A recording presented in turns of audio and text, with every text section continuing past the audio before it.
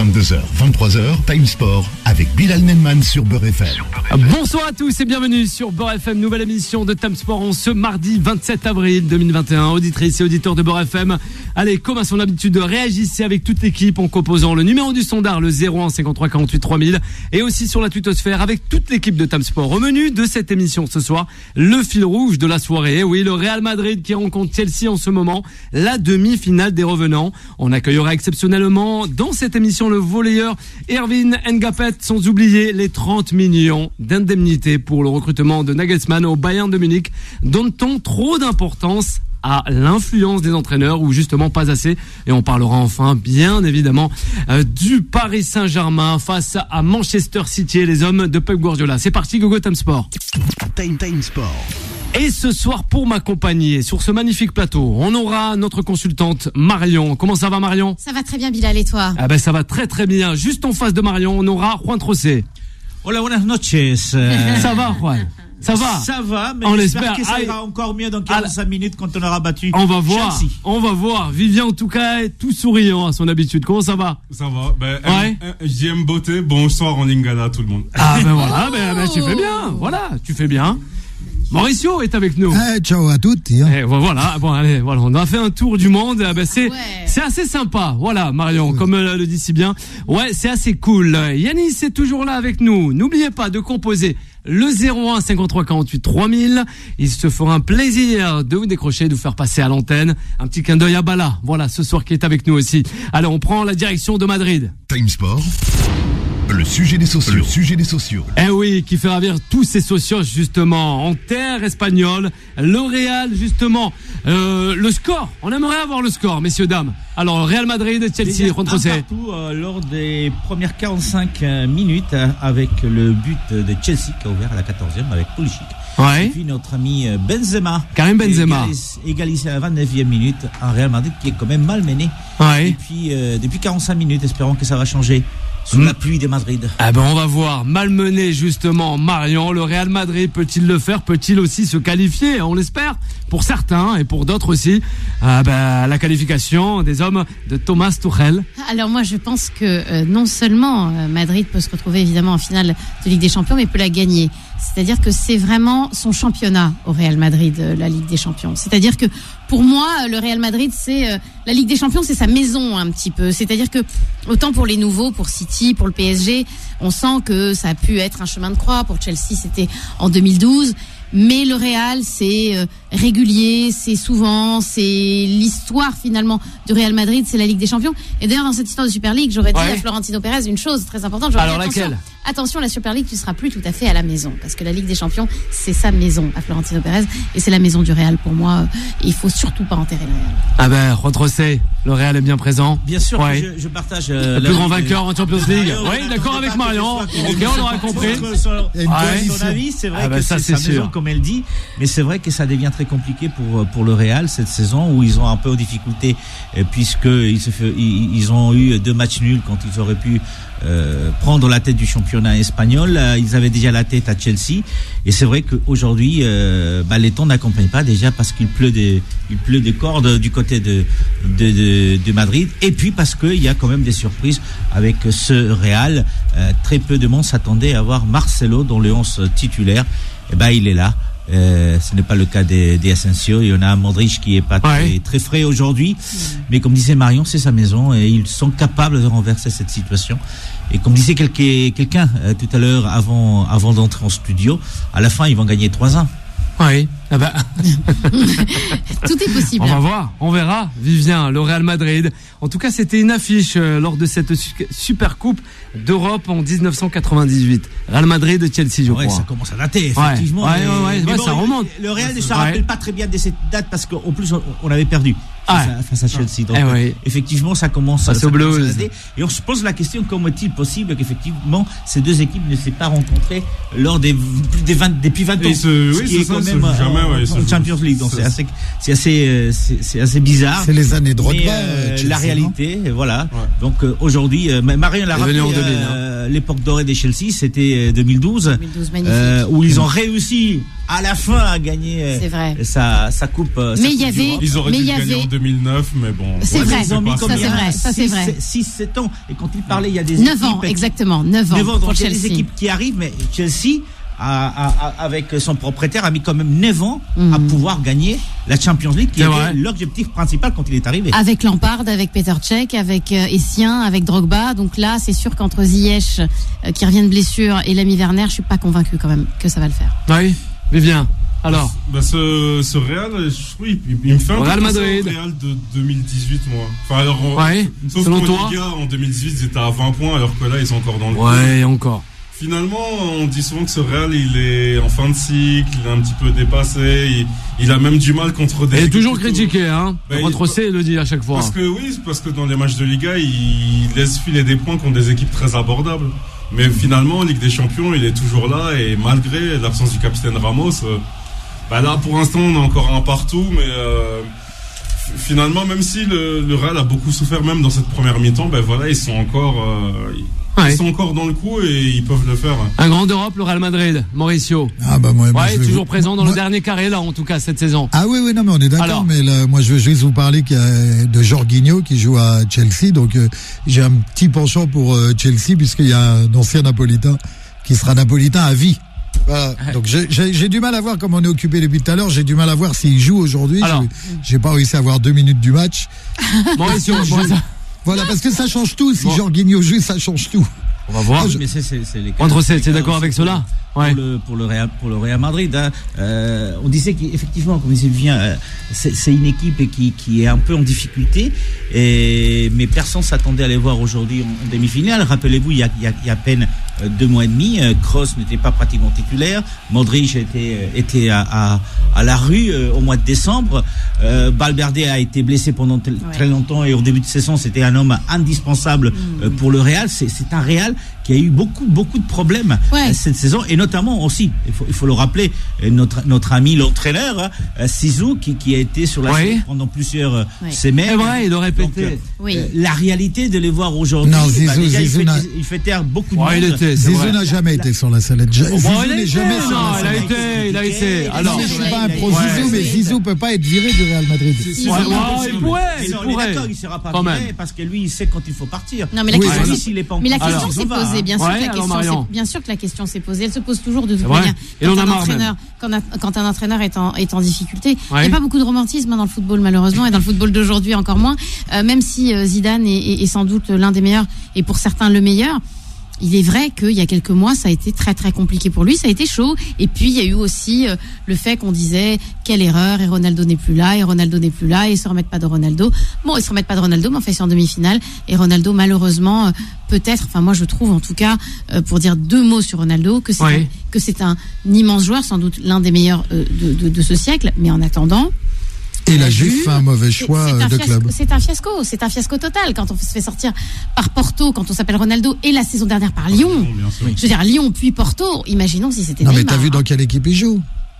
Non, mais c'est une équipe. Moi, je suis quelqu'un de très. Non, parce que je vois Maurizio qui adore le Napoli. La Juve est évidemment un club mythique. Maurizio, c'est un club mythique. Le plus grand club italien, même. Ah bah oui, Vivien. Mythique en 2 mots. Mais j'aimais bien Vivien, tu vois. Finalement, le divorce Real-Ronaldo. Est-ce que c'était finalement une bonne chose et pour les uns et pour les autres? On verra. Mais en tout cas, le Real a l'air de très bien s'en sortir. Mais imagine, Marion, si le Real Madrid prend la Ligue des Champions sans CR7. Il y a des supporters qui se la posent la question. Non, mais le Real a gagné un jour sans CR7 quand même. Bien sûr. Mais il y en a. Inverse aussi, CR7 a gagné la séance en Real. C'est vrai aussi.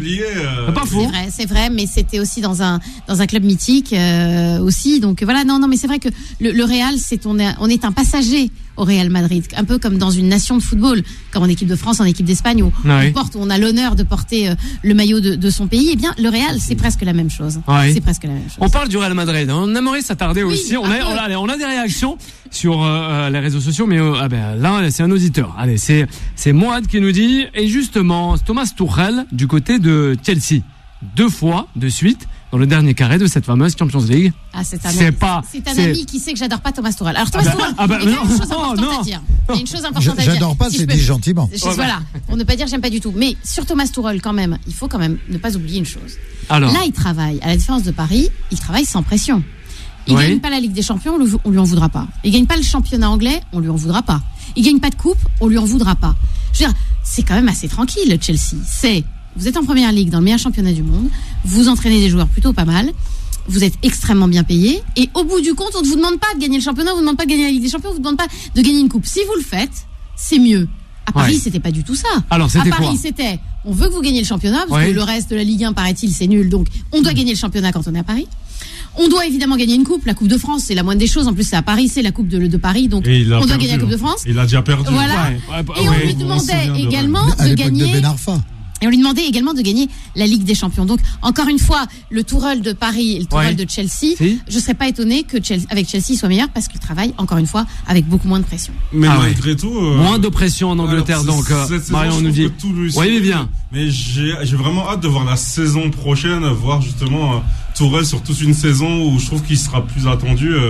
Est-ce qu'il va pouvoir continuer à mettre sa patte là actuellement? On peut rien lui reprocher. Pour le moment. Mais l'an prochain, c'est assez sympa là. Quand tu dis que tous les souris et il s'est fait virer du PSG parce que c'était cette saison. Hein. Oui, tout à fait. On n'oublie pas.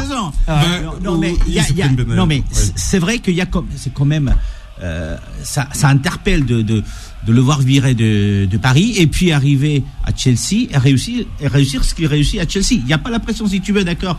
Mais il prend un Chelsea qui était en mauvais état, je dirais pas en très mauvais état, mais en mauvais état. Aujourd'hui, il est en demi-finale.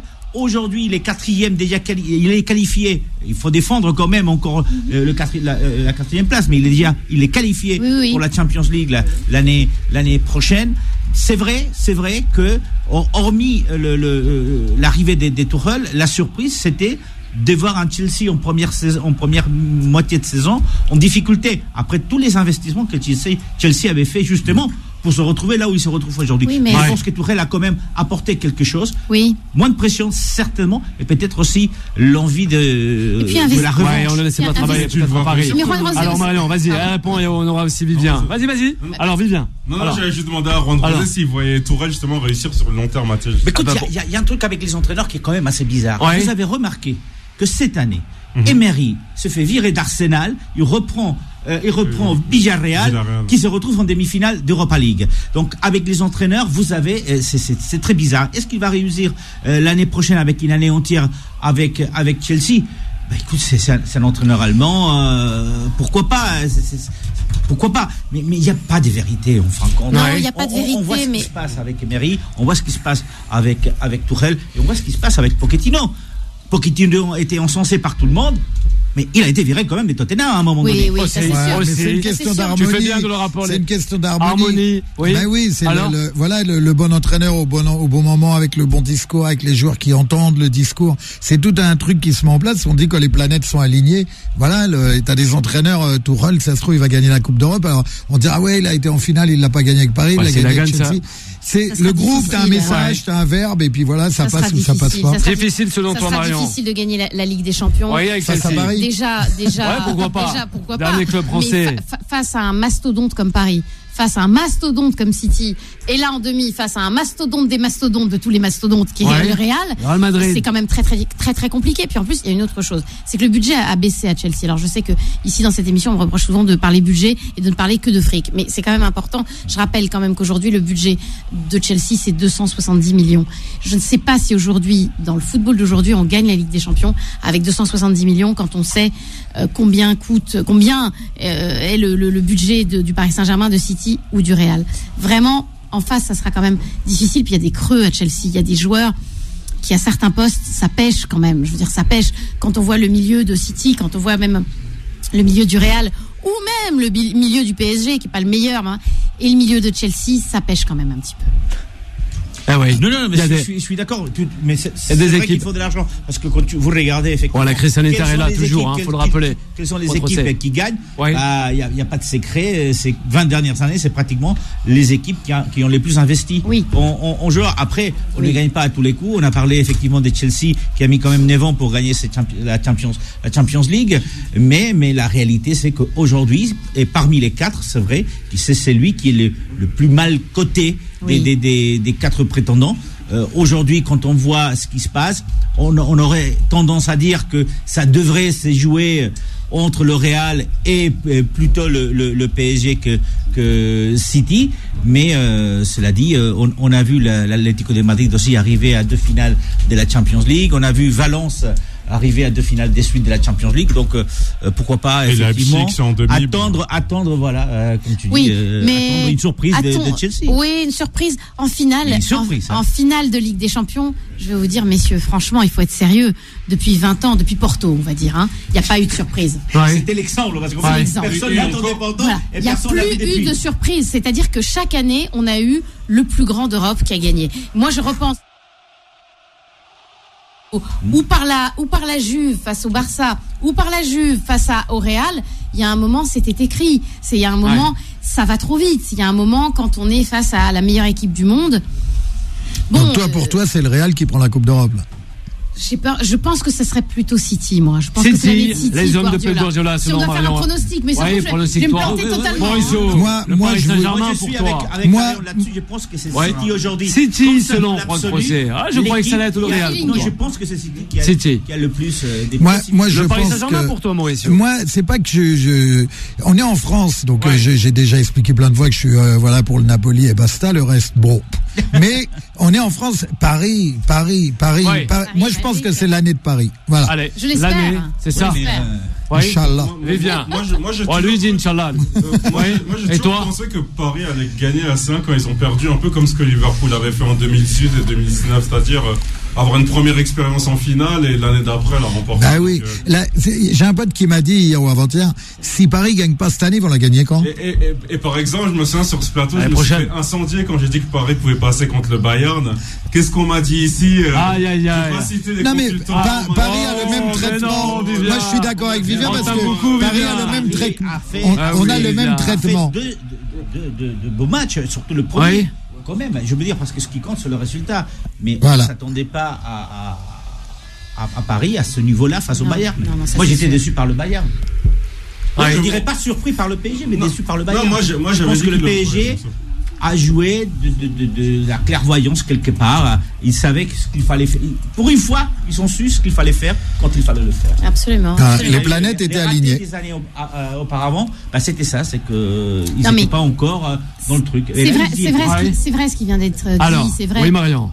La majorité, nous étions tous convaincus, effectivement, à part sur ce plateau, et mon ami qui a dit effectivement que le Bayern, notre ami Vivien, que le Bayern allait perdre contre le PSG. C'est vrai qu'on y croyait assez peu parce qu'on se disait la meilleure équipe du monde, c'est le Bayern, c'est eux qui ont gagné la Ligue des Champions il n'y a pas si longtemps, c'était au mois d'août, etc. Là, je repars sur City, mais si ça se trouve, c'est le Paris Saint-Germain. Simplement, si on parle du Paris Saint-Germain, je trouve qu'au milieu... On va en parler en fin d'émission, c'est promis. Non, mais tu peux. Vas-y, Marion. J'ai peur que ça pêche. On va revenir. J'ai peur que ça pêche au milieu, même si j'adore Gay, même si j'adore Paredes, et même si j'adore Verratti, qui est un très grand joueur. Je pense que City, malheureusement, le milieu de City, c'est exceptionnel. On va s'attarder à notre invité de ce soir. Time Sport, The Special One. Eh oui, Special One, oui, un invité de marque avec nous ce soir.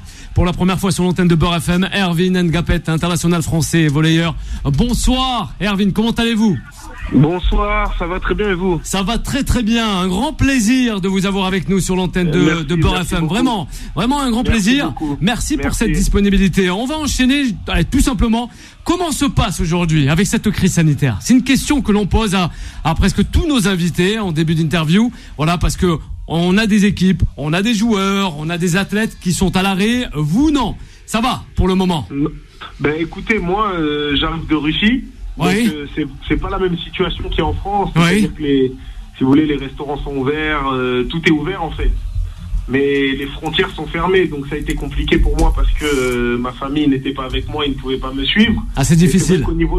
Au niveau de la vie, il y a quand même de la vie dans le pays. Là, c'est vrai que je suis en France depuis 2 semaines et c'est un très très gros changement par rapport à ça. Ouais, justement, élimination aux portes de la finale de cette fameuse Ligue des Champions avec votre club le Zénith Kazan. C'est bien ça. Vous l'avez exactement. Alors comment ça s'est passé vraiment, parce que voilà, comment dire, aux portes à ce niveau-là, c'est toujours difficile quand même de se prendre, si je peux me permettre, un revers, même si c'est une élimination, mais le parcours a été quand même étincelant. Comment ça se passe avec l'effectif, avec les joueurs, avec vous, vos collègues? Ouais, écoutez, ça a été un moment assez compliqué parce que vous savez, le volley, le sport que je pratique, c'est vraiment des détails et on a perdu sur 2 points. 2 points, c'est une balle qui tombe dans ton camp au lieu de tomber dans l'autre en fait. Donc c'est vraiment des détails. Et j'étais parti en Russie pour gagner cette Ligue des Champions. Je l'ai pas remporté, donc c'est vrai que ça a été compliqué. Après, la beauté du sport, c'est aussi que tout de suite après, il y a d'autres objectifs qui arrivent. Et cet été, il y a les Jeux, donc il y a pas le temps de se morfondre entre guillemets et on passe au prochain objectif qui seront les Jeux à Tokyo. On l'espère en tout cas le plus loin possible. Erwin, vraiment une réaction avec l'équipe de Tamsport, allez, en la personne de Vivien. On t'écoute, Vivien. Alors justement, bonsoir Erwin, si on parle des Bleus, votre fameuse génération Yahoo, vous avez eu des très bons résultats avec des ligues mondiales gagnées, mais en même temps vous avez eu aussi quelques difficultés. On met de côté de Rio, et justement, qu'est-ce qui peut faire la différence cette fois-ci à Tokyo pour ne pas reproduire ce qui s'est passé en 2016? Écoutez, déjà il y a l'expérience, parce que quand on est allé à Rio, c'est-à-dire qu'il y avait personne du groupe qui avait déjà vécu des Jeux Olympiques. Donc je pense qu'on est arrivé à Rio un peu en mode rêve de boss. Et on a oublié qu'on était entre guillemets dans une compétition peut-être la plus importante de notre vie. Et aujourd'hui, on a la chance de faire une deuxième compétition importante comme ça. Donc, c'est l'expérience en fait au jeu qui prime. Et on peut le voir, les médaillés sont souvent des gens qui ont l'expérience des jeux. Et aujourd'hui, à Tokyo, on aura cette expérience-là. Et le nom du successeur a déjà été annoncé, si je me trompe pas, de Laurenti. Est-ce que ça peut pas perturber un peu le groupe quelquefois. Est-ce que comment vous vous sentez? Est-ce que vous avez peut-être envie de justement décrocher quelque chose pour rendre hommage à ce sélectionneur? Comment vous vous sentez par rapport à ça? De toute façon, on a toujours eu envie de décrocher quelque chose à chaque compétition, et en plus les jeux c'est encore plus. Après, c'est vrai que ça va être notre dernière compétition avec Laurent, notre coach qui est là depuis 2011. Ça va faire 10 ans. Donc c'est clair que ce serait super important pour le groupe, pour lui, pour nous, pour notre histoire de partir avec une médaille. Mais vous savez, c'est le sport, il n'y a pas de direction, il n'y a pas de loi, c'est celui qui a le plus envie et celui qui est le plus préparé qui l'emporte. Ouais, vous en avez en plus de l'envie, Erwin. On le rappelle, un petit bonsoir à Poitiers, votre ville d'origine. On tient à le rappeler sur l'antenne de Beurre FM. Yeah. Mais on aimerait un peu revenir sur votre parcours, parce que, je cite, je me définis d'abord comme un rappeur devenu volleyeur. C'est si bien dit. On peut faire allusion aussi à un certain Dinor. Certains sportifs professionnels partagent leur vie entre le studio d'enregistrement et les terrains avec plus ou moins, de succès. Mais aujourd'hui, c'est vrai, la musique est là et elle fait partie de votre vie. Erwin. Ouais, c'est sûr. Depuis, je fais de la musique avant d'avoir fait du volley. J'ai commencé la musique avant d'avoir fait du volley. Donc, la musique fait partie de moi. La musique, c'est mon univers. C'est comment dire. La musique est dans la peau. Elle est très importante pour moi. Ah oui. Je suis pas le même quand je ne fais pas de musique. Donc, d'où cette phrase. Je suis un rappeur qui a percé dans le volley. C'est que c'est vraiment ça. C'est pas un mensonge, quoi. Ouais. Le point de départ, c'est la musique, c'est ça. Et après le volley, ouais. Erwin, c'est bien ça. Le volley, en vrai de vrai, je suis né avec. Ouais. Parce que mon père était dedans. Il était un grand joueur, un grand entraîneur. Et j'ai toujours baigné dedans, oui. J'ai toujours baigné dedans, je l'accompagnais depuis tout petit aux entraînements, aux matchs, je l'ai toujours suivi. Donc le volley était là, mais avant le volley, avant d'y être, de commencer, de prendre ma première licence, il y avait la musique, et c'est quelque chose dont je peux pas me passer, quoi. Ouais. Allez, on poursuit avec Marion. Une réaction, Marion? Oui, bonsoir. Une petite question. Ce soir, on parle évidemment beaucoup de de football parce que c'est la Ligue des Champions aujourd'hui, demain. Selon toi, qui remportera la Ligue des Champions cette saison? Selon moi, je ne sais pas, mais j'espère que ce sera Paris. Ah, Parisien dans l'âme. Je suis un grand supporter parisien. Donc voilà, le Paris Saint-Germain. Oui, mais par contre... là, j'ai même pas le résultat, vous voyez, parce que là, je vous parle, je suis au studio. Match nul entre le Real et Chelsea. Match nul pour l'instant, un partout. Donc j'ai aucun résultat, mais vous voyez, je suis au studio, je suis en train de faire de la musique, donc j'ai pas trop le temps pour l'instant la Ligue des Champions. On doit poster des projets, quoi. Bon, mais demain vous aurez le temps, Erwin, pour regarder le match. On l'espère. Demain il y aura le temps. Ouais. Bien sûr. Alors la réaction encore, Vivien. Et on aura aussi Mauricio. On attend 2 questions pour lui. Les auditeurs de Time Sport peut-être connaissent moins bien le volley. Alors est-ce que vous pouvez expliquer justement dans votre jeu les règles? Parce que on va dire depuis des années vous êtes pour moi quasiment le meilleur au monde dans le top 5 mondial. C'est ça, c'est le Zidane en fait, le CR7 ou le Messi. Vous n'êtes pas forcément reconnu à votre valeur, donc est-ce que vous pouvez expliquer qu'est-ce qui fait votre force et comment vous réussissez dans plusieurs championnats comme l'Italie, la Russie? Elle est charismatique déjà. Mais la première chose qui est importante à dire, que je répète souvent, parce que souvent on nous demande quand on est à l'étranger pourquoi le volley en France. Et la réponse, je pense qu'elle est très simple, c'est qu'en France on est bon dans tous les sports collectifs. Que ce soit au basket masculin-féminin, au handball masculin-féminin, au foot masculin-féminin, dans tous les sports collectifs, on est très performant et on a toujours performé. Et c'est vrai qu'au volley, on est arrivé il y a à peine 10 ans à décrocher les premières médailles, les premiers titres. Donc, et c'est comme ça, c'est qu'il faut faire sa place. Donc je pense que c'est pour ça qu'on n'est pas entre guillemets, je pense, à notre place. Mais c'est quelque chose qui se travaille et c'est dans la durée. Il faut gagner des titres et continuer à gagner des titres. Après, par contre, pour rentrer vraiment dans le détail du truc, c'est que si vous regardez des résultats jeunes, vous verrez que les juniors, les cadets, les U16, sont souvent champions d'Europe, sont souvent médaillés au mondial. Et parce que je pense qu'en France, on a vraiment la meilleure formation et qu'on a des joueurs qui savent tout faire, qui sont très polyvalents, malgré que physiquement, on soit moins fort que les autres nations. Et je pense que c'est notre force à nous, à cette génération qu'on a. Et c'est la mienne notamment, c'est qu'aujourd'hui sur un terrain, vous voyez Kazan dans l'équipe de Russie, si vous voyez une photo, vous verrez que je suis le plus petit de l'équipe. Bien sûr. Et on compense par le fait de notre formation en France, de savoir réceptionner, savoir défendre, savoir attaquer, être malin, pas jouer que sur le physique. Et je pense que c'est ce qu'ils appellent à l'étranger le jeu à la française, quoi. La formation, elle est assez intéressante, mais après la mise en valeur, ça reste à désirer. On le dit à chaque fois cela, sans trop en faire de la politique ou quoi que ce soit. Mais c'est vrai que c'est un peu mitigé, c'est bien dommage. C'est le problème, c'est que sinon on va commencer à faire de la politique. Mais oui, bien sûr. Sans rentrer dans le délire. On a un réel problème, je pense, au niveau de notre championnat français. Si vous allez en Italie, les joueurs italiens sont protégés. Si vous allez en Pologne, les joueurs polonais sont protégés. C'est-à-dire qu'il y a un tas d'étrangers sur le terrain, mais qu'ils donnent beaucoup de place aux jeunes italiens, aux jeunes polonais, aux jeunes russes, aux jeunes turcs, dans tous les gros championnats en fait. Mais si tu regardes aujourd'hui une finale de Coupe de France de volley, il est possible qu'il n'y ait aucun joueur français sur le terrain. Et je pense que le problème part de là. C'est que les jeunes doivent jouer parce que aujourd'hui c'est pour l'avenir du volley, quoi. Mais après, comme je vous ai dit, après c'est politique. Et là, moi, je sors du débat. Bien sûr, il n'y a pas de problème. Et nous aussi, Erwin. Alors, on va terminer avec Vivien. Alors, encore une question, Vivien. On va parler un peu de Ligue des Champions du volley. À l'époque, il y a 20 ans, donc Paris avait gagné la Ligue des Champions.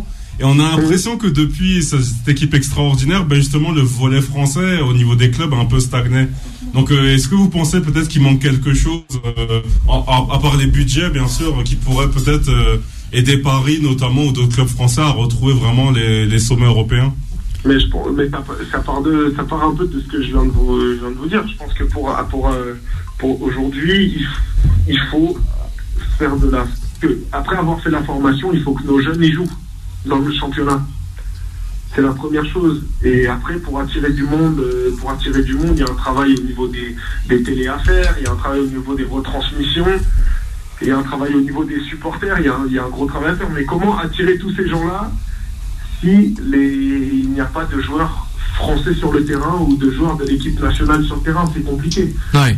Donc en fait, c'est un cercle vicieux et c'est quelque chose sur lequel il faut travailler. Après, j'imagine que c'est facile à dire, c'est beaucoup plus compliqué à faire. Il y a d'autres choses qui rentrent en compte, mais pour moi, ça part de là. Hervé Ngapet, justement, volleyeur international français, on tient à le rappeler à toutes les auditrices et les auditeurs de Beurre FM, là ce soir en studio pour un futur album, on l'espère, qu'on retrouvera quand? Alors, dites-nous tout. Ah bah il y a pas encore de date, mais on bosse dessus, on bosse très fort dessus. On l'espère. J'espère que d'ici septembre, octobre, il y aura quelque chose de sorti. Ah ben ça, Achille aussi l'espère. Voilà, ça c'est pour la petite dédicace. Oui, rapidement, Vivien, toi aussi, on parle de bon sens, ça y est. Avant de vous laisser. Alors.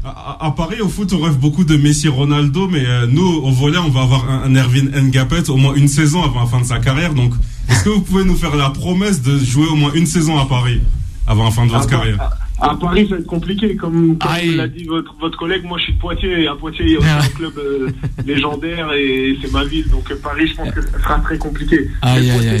Mais Vivien, Poitiers-Paris, c'est 1 heure de train. Hein. Ah là, c'est rapide. Donc on verra quand même un jour en France avant la fin de votre carrière. Pardon ? On vous reverra jouer un jour dans la Ligue française. J'espère. Et puis on vous souhaite aussi la Ligue des Champions, parce que vous avez déjà fait 2 finales. Il lui faut. Il faut soulever le trophée. Hein. Hervé Ngapet, voilà.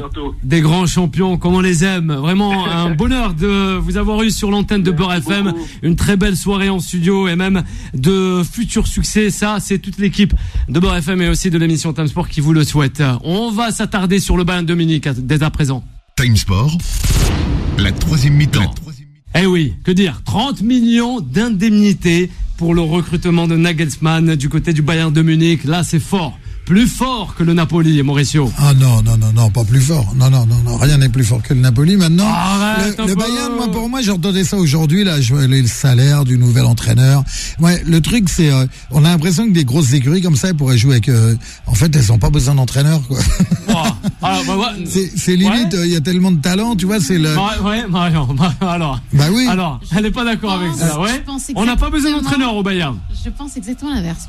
Alors, je pense exactement l'inverse. C'est-à-dire qu'aujourd'hui, je pense que l'échec d'une grande équipe ou la réussite d'une grande équipe... Je parle du Bayern, je parle pas de tous les clubs, je parle des... Il passe vraiment plus que jamais par l'entraîneur, qui est aujourd'hui un manager, qui est aujourd'hui un gendarme, un papa, un ami, une écoute, un conseil, tout ça. Un amant aussi.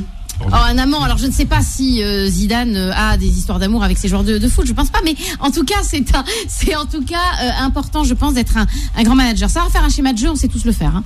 Ouais. Et ceux qui nous écoutent savent très bien faire un schéma de jeu. Il y a aucun souci. Oui. Et voilà. Mais c'est beaucoup plus que ça aujourd'hui. Le football professionnel, il s'est tellement professionnalisé qu'aujourd'hui les entraîneurs sont plus que jamais nécessaires. Et je crois que effectivement, moi, je suis pas choquée du fait que les entraîneurs coûtent très cher. Il devient l'entraîneur le plus cher de l'histoire, Juan José. Vivien. Ouais, quand même. C'est pas rien. Logique, mais aussi. Mais parce que les grands clubs ont compris qu'il faut des grands entraîneurs. À un moment donné, c'est parce qu'on avait des grands joueurs que l'entraîneur pouvait être de deuxième catégorie entre guillemets, qui n'était pas celui qui était le plus cher payé. Mais depuis quelques années et notamment depuis Guardiola, on s'est rendu compte qu'un entraîneur est essentiel, comme dit Marion. Et donc, là, on assiste à quoi ? On assiste donc à une fin de cycle pour le Bayern, qui a bien compris qu'effectivement, maintenant, il faut se renouveler. Après avoir gagné leur championnat pendant 8 ans, là, ils sont éliminés, ils sont arrivés en finale de la Champions League, mais ils sont éliminés en quart des finales par le PSG. Donc, ils mettent le paquet. Aussi bien pour recruter des très beaux joueurs. Rappelez-vous, tous les joueurs français qui sont allés du côté du Bayern la saison dernière, qui ont commencé avec le Bayern, mais là, ils continuent avec un grand entraîneur, ou au moins un entraîneur qui a de l'avenir s'il sait faire bien les choses. Donc oui, je crois que ça vaut les 30 millions quand on veut être parmi le top 4 des coupes européennes. Alors Vivien, avant la pause, la dernière. C'est un top entraîneur qu'on voit monter depuis quelques années. Il faut rappeler, même en 2017, il était élu entraîneur allemand de l'année. Donc je trouve que c'est un jeune loup. Moi, je trouve que c'est presque une belle histoire. Maintenant, ce qui m'intéresse, c'est de voir est-ce que dans ce contexte Bayern, il va pouvoir imposer ses idées, son style. Et c'est ça pour moi qui va être super intéressant et en même temps inquiétant à suivre parce que je sais pas si parce que je trouve que le Bayern, quand on prend ces dernières années, il y a eu beaucoup de grands coachs, Guardiola, Ancelotti, qui ont eu peut-être des résultats mitigés façon Bayern, c'est-à-dire des titres en Bundesliga, mais donc Guardiola il va en demi, mais il se prend un 4-0 assez mémorable en 2014, puis Ancelotti il va en quart de finale, mais pareil ça se passe pas finalement très bien. Donc est-ce que ce jeune coach va pouvoir ramener encore le Bayern en finale? Ça va être la question pour moi. Il faut lui donner aussi l'opportunité, quoi. Faut pas lui demander d'arriver en finale la première année. Ah mais il le mérite, il le mérite totalement. Marion a raison. Tu sais, il y a une telle équipe autour des entraîneurs que faire de schémas tactiques, étudier les matchs, etc. Ils ont une équipe qui le font. Il faut être un meneur d'hommes. Est-ce que Mourinho a montré à un certain moment, est-ce qu'a montré Zinedine Zidane? Donc c'est ça les grands entraîneurs. Et même Ancelotti quand il est passé, même s'il y a eu des on verra ça de près justement. C'est des entraîneurs. Il faut des entraîneurs avec du caractère, qui savent effectivement amener le groupe. Je pense qu'on lui donne l'opportunité. Je crois qu'il a le caractère pour le faire. Maintenant, c'est la mentalité allemande et les Allemands laissent aussi le temps aux entraîneurs d'être travaillés. On n'est pas en Espagne, on n'est pas en France. Ça va plus vite. À la fin de saison, tu vois que on a beaucoup de coups de pression. 30% des entraîneurs ont été virés dans l'année, ce qui est complètement absurde. Donc je pense que ça vaut ces 30 millions. Et ils vont lui laisser le temps de préparer cette équipe. Juan Trocé, Marion nous a fait un petit teaser. Vous restez avec nous, chers auditrices et auditeurs de Beurre FM. On va parler longuement du Paris Saint-Germain et des hommes d'un certain Mauricio Pochettino. Time Sport revient dans un instant. 22h, 23h, Time Sport avec Bilal Nenman sur Beurre FM. Allez, de retour sur l'antenne de Beurre FM avant 23h et après ça sera la prise de l'antenne avec Vanessa jusqu'à 1h du matin. On peut pas faire un after foot avec Vanessa? Ah ben justement, Vanessa un mix entre résolution des cas et analyse du match Real Chelsea. Vivien, on te connaît, un grand fan Vivien de l'émission de Vanessa. Vous restez à l'écoute de Beurre FM. C'est pas Vivien que vous retrouverez, mais c'est surtout dans les deux cas, il y a des longues ouvertures. Oui, toujours. Marion est avec nous, Vivien, Mauricio et sans oublier Juan Trocé. Allez, on va s'attarder sur le Paris Saint-Germain. Time Sport. Les prolongations. Eh oui. Et avant cela, un petit mot avec toi, Mauricio. Oui, je voulais faire une dédicace, mais en fait, c'est pas une dédicace. Oui. Je voudrais qu'on ait une grosse pensée. Enfin, moi, je l'ai. Une grosse pensée pour mon pote Toto Bellozzo, qui est pas là. Et c'est notre pote à tous, hein. Oui, voilà. Je dis mon pote, c'est notre pote, et qui traverse un truc pourri. Voilà, donc on lui fait un gros bisou. On a une grosse pensée pour lui. Voilà, pour Toto Bellozzo et toute sa famille. Ça, voilà, c'est dit sur l'antenne de Beurre FM. Le Paris Saint-Germain, Mauricio, justement, qui rencontre Manchester City. Eh oui, dans Manchester City, on peut retrouver aussi un joueur fétiche d'un certain Yacine. Eh oui, Riyad Mahrez, l'international algérien, mais aussi des hommes de Pep Guardiola, galvanisés, Marion, pour cette demi-finale, le dernier carré de cette édition 2020-2021, qui est la Champions. Eh oui, le PSG, on l'espère. Eh ben, on l'espère 2 fois de suite. Ça serait pas mal. Est-ce que l'histoire se répète? Non, je suis sérieux. Marseille, avant de la prendre, Marseille perd en finale. Alors, et l'année d'après, la prennent. Mais Marseille est allé 2 fois de suite en demi-finale. Ouais. Le seul club à l'avoir fait. Aujourd'hui, il y a le Paris Saint-Germain qui l'a fait. Et on connaît la suite pour l'Olympique de Marseille. On espère la même suite pour le Paris Saint-Germain. Oui. Moi, j'aimerais qu'on me réponde à cette question. Alors, si Paris, je dis on va dire on est en France. Si Paris gagne pas la Ligue des Champions cette année, quand est-ce qu'ils vont la gagner? L'année prochaine, dans 2 ans, dans 3 ans, dans 4 ans. Ça, franchement, moi, je suis pas du tout inquiète. De cela. Je suis d'accord. Après ce magnifique parcours, je suis assez d'accord avec ce que vient de dire Mauricio, parce que c'est vrai que on se dit, mais alors finalement l'année prochaine. Mais l'année prochaine, il y aura des joueurs en plus. Il y aura évidemment un staff médical, parce qu'il va falloir revenir sur ce problème quand même que le Paris Saint-Germain a chaque année. Là, on n'y pense pas trop parce que c'est Pochettino et que Pochettino est exceptionnel. Mais on en parle du staff médical du Paris Saint-Germain. Oui. Je veux dire, sans Verratti et sans Marquinhos au dernier match, sans Neymar contre le Barça, et tout le monde trouve ça tout à fait normal. C'est-à-dire maintenant, écoute, franchement, Marion, c'est pas tout le monde est toujours démuni. Tout le monde est toujours démuni à un moment ou à un autre. Pour aller au bout, je ne sais pas. Tu sais, il y a un truc qui est passé complètement inaperçu. Le Napoli, on est sorti des 2 coupe d'Italie, coupe d'Europe, coupe de l'UEFA. On avait 10 joueurs à l'infirmerie. Donc on va regarder la saison du Napoli, on va faire le bilan à la fin, on va dire Naples cette année ils ont fait quoi, 2e, 3e du championnat, parce qu'on va finir 2e. Et voilà, on se rappellera pas qu'il y avait 10 joueurs à l'infirmerie. Donc ce que tu dis, t'as raison, mais en même temps, tous les clubs, à un moment, ils ont. Justement. Est-ce que Paris joue pas mieux sans Neymar? Enfin, tu vois, ça se discute. Après, c'est le voilà. C'est toujours quand il y a Neymar, quand il y a la chance d'avoir Neymar, c'est bien. Mais pour terminer sur le Paris Saint-Germain. Oui, le Paris Saint-Germain peut évidemment la gagner. C'est très ouvert cette saison. C'est vrai que, comme je l'ai dit tout à l'heure en préambule, c'est vrai que City, les Émiratis sont arrivés en 2008, si ma mémoire est juste, à l'été 2008. Nous serons à l'été 2021. Je pense que c'est un parfait timing, on le sait. 13 ans pour Ferguson pour gagner avec Manchester United, 9 ans pour Chelsea pour gagner la Ligue des Champions. Donc effectivement, avec Guardiola, avec ce milieu de terrain de City, avec cette attaque quand même, qui est magnifique, même si elle n'est pas comme celle du Paris Saint-Germain, cette défense, le fameux Diaz, eh bien on sent que c'est l'année de City. Mais moi j'aimerais bien que ce soit évidemment le Paris Saint-Germain. Fala le disait aussi, notre consultant. Fala disait, mettez une pièce sur City comme Marion, ouais. Alors, le PSG est en très bonne disposition pour la remporter aussi. Pas faux. Oui. Vrai. Donc, et les revanchards, ce Paris Saint-Germain, en tout cas. Parce que s'il ne la gagne pas cette année, oui. Quid de Neymar l'année prochaine, de Mbappé? Est-ce qu'il va falloir refaire cette équipe autour d'autres attaquants? Parce que à un moment donné, des Neymar et des Mbappé aussi souhaitent les gagner. Et s'ils ne les gagnent pas, peut-être qu'ils vont aller jouer ailleurs. Cela dit, effectivement, pour demain, je pense que City va essayer de se venger. Oui, je dis bien de se venger parce que vous avez parlé de Guardiola, mais Guardiola c'est quand même déjà 9 titres avec City, très bien classé, donc il pas mal. Remporter encore une fois le championnat anglais. Donc c'est l'année des City, même si le PSG est mieux que jamais pour remporter cette Coupe d'Europe. Ouais. Demain, on va assister à peut-être la première mi-temps des 3 mi-temps de la finale, puisque effectivement pour City ça va être chaud de pouvoir venir gagner à Paris. Mais encore une fois, même si on a le cœur avec Paris, quand on réfléchit bien, on se dit que c'est plutôt la pièce du côté de City.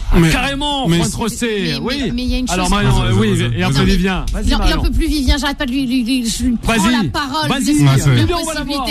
On va la voir, Vivien. Non mais allez. Tout comme Abdelali. Ce que je voulais dire, qui me paraissait très important sur le Paris Saint-Germain à dire, Juan Rosé, là, je suis pas d'accord du tout sur une chose. Qui a les moyens aujourd'hui d'acheter Neymar? Qui a les moyens aujourd'hui de payer Neymar? Et qui surtout a envie d'avoir Neymar, qui est quand même blessé beaucoup. Je pense que c'est voilà. On vient de rentrer, quelqu'un vient de rentrer dans ce studio, m'a dit on peut tout acheter. Beurre FM peut acheter Neymar à ce qu'il paraît. Non, je ramène pas tout à l'oseille, c'est que Neymar clairement ne peut aujourd'hui pas quitter le Paris Saint-Germain. Non, il va rester. Sûr. Oui, il va rester. Mais il est bien, il a un bon salaire, il a une bonne situation. Je pense pas que le Barça va investir sur Neymar, je vois pas qui aujourd'hui peut mettre les moyens. On me dit que le staff médical du Paris Saint-Germain fait très bien son travail. La preuve, l'intégralité de l'effectif est présent. Messieurs, dames. Non, mais les amis, il faut arrêter de dire n'importe quoi. Quand on se retrouve en 8e de finale contre le Barça sans Neymar, quand on est en quart de finale sans Verratti et sans Marquinhos, non, il y a un problème de staff médical, bien évidemment. Non, la chose qui est sûre, et peut-être de prépa physique aussi. Et de préparateur physique, bien sûr. La prépa physique, selon toi. Ça, c'est un ensemble. Non, c'est un ensemble, mais je trouve que c'est important de le dire quand même. Demain, comment faudra-t-il faire, messieurs, dames, justement, Mauricio, qui? Mbappé, oui. Il faudra rester sur la dynamique qu'ils ont eu contre le Bayern. Voilà, si Paris, il y a une double face. Il y a Paris dans les mauvais jours, Paris comme beaucoup d'équipes. Mais si demain ils font la même prestation, ils ont la même envie que contre le Bayern, mais ils vont étriper City. On n'en a rien à foutre de City. Mais non, quand même. Alors, il y en a qui sont pour City, il y en a qui sont pour le PSG. Les mêmes erreurs qu'ils ont commis face à Lyon. Je crois qu'ils ont appris du match perdu face à Lyon. Mais ça va pas refaire.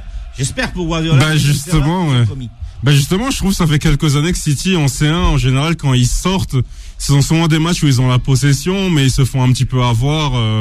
En contre, ce serait un peu grossier de caricaturer comme ça. Donc, moi, demain, je m'attends à un City qui va quand même avoir la possession, qui va faire mal au milieu à Paris. Mais sur des contres, je vois pas pourquoi Mbappé et Neymar auraient pas 2, 3, 4 grosses situation. Oui, surtout qu'il y a une chose quand même qui est importante et Alors qu'on n'a pas dit, c'est qu'il y a quand même pénurie quand même aujourd'hui en Europe de défenseurs centraux. On est quand même loin des Piqué, Ramos, Chiellini, Boateng d'il y a 5 ans. Voilà, ou même Thiago Silva. C'est-à-dire que même si Marquinhos est génial, même si Diaz est génial, on n'est plus au niveau, ou de Van Dijk, on n'est pas à ce niveau-là. Je veux dire, j'ai l'impression quand même que l'Europe, depuis que Van Dijk a été blessé, se raccroche à notre ami Koulibaly, que j'avais oublié. Koulibaly, magnifique. Non, c'est vrai. C'est vrai. Non, c'est vrai qu'il y a Koulibaly qui est magnifique. Et le tout-puissant Mazembe était grand défenseur aussi. Mais on a envie quand même de dire à notre ami Koulibaly, c'est sympa le Napoli, mais viens un peu au Paris Saint-Germain, viens un peu à City, viens un peu dans des clubs où tu gagneras des titres. Mais pour revenir à ça, il y a pénurie. Mais il y a quand même une grande pénurie de défenseurs centraux quand même aujourd'hui en Europe. On s'en rend pas encore compte parce que Ramos, il joue encore, hein. Je veux dire, il est pas, voilà, même à l'instant même, il joue. Donc, je ne l'ai pas encore enterré. Mais en tout cas, il va falloir réfléchir dans les années à venir. Yannis est en train de pleurer, là. Je crois que Chelsea vient de marquer, non? Chelsea est en train, non, je sais pas, non. Justement, le fil rouge de cette soirée. Un partout, c'est ça. Toujours un partout pour le Real avec un Madrid qui a fait quand même 3 changements de la mi-temps pratiquement. Et puis Eden Hazard qui est revenu du côté du Real Madrid, ça. Mais c'est vrai que le Real Madrid est en train de souffrir quand il reste encore à peine 1 minute. On va voir rien qu'au visage de Yannis. On l'a perdu, Yannis, notre réalisateur, c'est pour ça. On le perd toujours, Yannis, même. En fin d'émission, c'est sûr. Il est là. Oui, mais on est toujours là. Quand on parle pas de LeBron James, il est perdu. Il oublie de lancer les jingles. Il fallait la placer, hein. LeBron James, NBA, c'est ça. Il fallait la placer, c'était ton kiff, ça. Il a raison. LeBron ou Michael? Non, Michael. Ah là, il va pas être d'accord avec toi en tout cas. Mais il a pas la parole. Non, mais Michael Jordan reste, à mon avis, on ne me demande pas de mon avis, mais je le donne. Marion. On ne l'a pas demandé, mais je le donne. Mais vas-y. Le plus grand sportif de tous les temps, Michael Jordan. Pour Marion, c'est Michael Jordan. Non, on va pas être d'accord. Le Real. Que faut-il faire pour le Real Madrid? Le Real, là, ça va être assez difficile. Du côté de Stamford Bridge. Quand il manque encore 3 minutes, puisqu'il y a 3 minutes supplémentaires. Ça va être difficile là. Dans ce match, ça va être compliqué. Il va falloir faire ce qu'il faut faire, c'est-à-dire aller chercher la victoire du côté de Chelsea. Comme ils sont allés en Angleterre, chercher la qualification du côté de Liverpool avec le match nul qu'ils ont arraché là-bas. Le Real est capable de ce type d'exploit. Ils l'ont prouvé à chaque fois où ils ont été en grosse difficulté. Il vaut mieux un match nul qu'une défaite. Donc peut-être qu'effectivement le match retour va être décisif. Et puis voilà, on aura toujours Karim Benzema qui est capable de marquer. Il l'a fait encore aujourd'hui. Il le fera certainement du côté de Chelsea. Sur ce match, parce que je suis sur le site de l'équipe, les amis. Et alors le confrère de l'équipe, et l'équipe nous invite à élire le flop de ce match. Et il y a le choix entre Werner, Chilwell, Marcelo, Modric, Varane et Kroos. Donc vous voyez, il y a quand même de la star sur cette demande de nos confrères de l'équipe. Moi, je pense quand même que Werner n'a pas montré l'étendue de son talent. On en parlait beaucoup trop peut-être en début de saison. C'est vrai. Je trouve que celui qui n'était pas du tout dans le match, c'était Marcelo, mais je ne sais pas ce qu'il fout dans le match d'ailleurs. Qu'est-ce qu'il fait là? Ça, Yannis, c'est d'accord. Même Mauricio. Indiscutable du Real de Madrid et on le récupère aujourd'hui pour jouer mais quand on ne sait pas demi-finale et il a fait un match plutôt nul. C'est la réalité. Donc ça pourrait être l'un des flops, mais effectivement on attendait beaucoup de. Mais généralement, ce que j'allais dire, c'est que quand on ne sait pas où on va, on regarde d'où on vient et on pense que Zidane s'est dit je viens d'où? Je viens de Marcelo, et même si je ne l'ai pas beaucoup titularisé cette saison et qu'effectivement il est en fin de carrière, je vais le mettre quand même. C'est ça. Et puis ça va poser des problèmes. Non, mais de toute façon, pour le match retour, il peut faire des ajustements. C'est là où on verra comment Zidane va ajuster sa compo et ce sera intéressant. Cette fameuse bataille tactique des coachs, vu qu'on en a beaucoup parlé.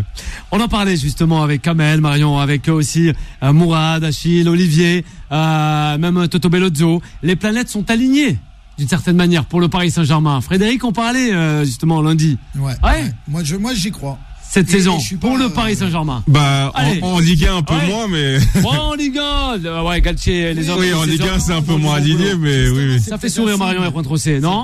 Pointrocé alors. Vont-ils être capables de jouer les deux compétitions à 100%, parce que là ils sont un petit point derrière. Là ils sont ou est-ce qu'ils vont avoir la tête uniquement que dans la Champions League et peut-être entre guillemets laisser filer le champion, ce qui serait quand même une grave erreur du côté. Pour le moment, on dirait que ça pose pas de problème aux Parisiens.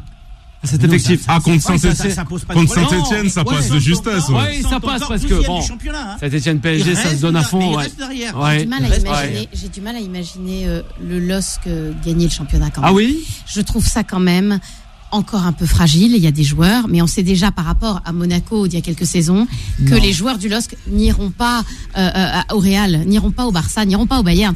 Alors qu'évidemment, l'AS Monaco d'il y a quelques saisons, c'était Kiki évidemment, mais c'était aussi Lemar, c'était aussi Bernardo Silva, c'était aussi tous ces joueurs magnifiques. Là, je trouve que le LOSC, j'en suis pas convaincu. Je pense quand même que sur le fil, le Paris Saint-Germain sera champion de France. Ah ben on verra bien. Mauricio, pour terminer. Ouais, non, moi je suis pas du tout d'accord. Tu parles de fragilité. Non, mais c'est bien, on a été d'accord sur rien. Tu parles de fragilité. Quand tu vas gagner 3-2 après avoir été mené 2-0 à Lyon, ils ont montré. Moi, j'ai vu les images. Ils ont montré que Lille, c'est une grande équipe. Là, ben, on et l'espère les aussi. gens du Nord, ils ont du cœur. Oui, ils ont du cœur, mais pour leur Ligue des Champions, c'est quand même, ça fait un peu mal. On verra, Marion, ce que ça donnera dans ce championnat Ligue 1 Uber Eats. Le score. Donc, première demi-finale. Un partout à la fin du Real Madrid-Chelsea. Du premier match. Allez. On verra le retour avec le Chelsea qui est quand même qui part quand même avec un petit avantage déjà d'avoir marqué à l'extérieur et de jouer chez lui le retour. Donc maintenant aux hommes de Benzema, à Courtois, Vinicius et Benzema, Zizou, etc. démontrer, comme disait Marion, que ils sont chez eux en Champions League. Et pourquoi pas donc cette finale Real PSG. Ah ben pourquoi pas. En tout cas, on verra demain. Rendez-vous à partir de 22h pour une émission spéciale concernant le Paris Saint-Germain. Eh oui, du gamin de Bondy, Kylian Mbappé et aussi Neymar Junior qui rencontreront un francilien, Riyad Mahrez et toute sa pléiade de stars du côté de Manchester City. Soyez au rendez-vous, 22h pétante. Un grand merci à toi Marion d'avoir été avec nous et aussi à Mauricio. Merci de m'avoir à Vivien, accueilli, Bilal. mais bien sûr, et à Pointe Rossé.